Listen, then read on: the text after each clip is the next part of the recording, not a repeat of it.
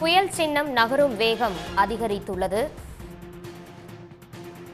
புயல் சின்னம் நாகப்பட்டினத்திலிருந்து 400 கிலோமீட்டர் தொலைவில் மையம் கொண்டுள்ளதாக வானிலை மையம் தெரிவித்துள்ளது. இது தொடர்பான முழு விவரங்களை எமது செய்தியாளர் ஸ்ரீதர் வழங்க கேட்கலாம். ஸ்ரீதர், இது தொடர்பான முழு விவரங்கள். ரேவதி, தென்மேற்கு வங்கக்கடல் பகுதிகளில் மையம் கொண்டுள்ள ஆழ்ந்த காற்றழுத்த தாழ்வு மண்டலத்தின் நகரும் வேகம் என்பது தற்போது அதிகரித்திருப்பதாக இந்திய வானிலை ஆய்வு மையம் அறிவித்துள்ளது.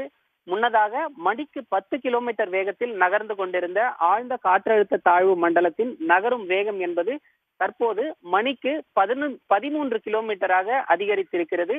சென்னையிலிருந்து 590 கிலோமீட்டர் தெற்கு தென்கிழக்கில் இந்த ஆழ்ந்த காற்றழுத்த தாழ்வு மண்டலம் என்பது மையம் கொண்டிருக்கிறது. நாகப்பட்டினத்திலிருந்து 400 கிலோமீட்டர் தென்கிழக்கிலும், இலங்கையின் திரிகோணமலைக்கு 130 கிலோமீட்டர் கிழக்கு தென்கிழக்கிலும், புதுச்சேரிக்கு 510 கிலோமீட்டர் தென்கிழக்கிலும் ஆழ்ந்த காற்றழுத்த தாழ்வு மண்டலம் என்பது மையம் கொண்டிருக்கிறது.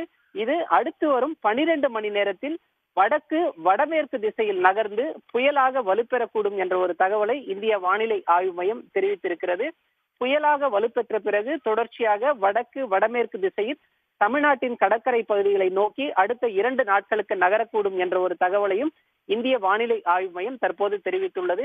ஆழ்ந்த காற்றழுத்த தாழ்வு மண்டலம் வங்கக்கடலில் மையம் கொண்டுள்ளதால் இன்றும் தமிழ்நாட்டிற்கு அதி கனமழைக்கான சிகப்பு எச்சரிக்கை என்பதை இந்திய வானிலை ஆய்வு மையம் கொடுத்துள்ளது. ரேவதி, விரிவான தகவல்களுக்கு நன்றி ஸ்ரீதர். உடனுக்குடன் செய்திகளை தெரிந்து கொள்ள சன் நியூஸ் பெல் ஐகானை கிளிக் பண்ணுங்க.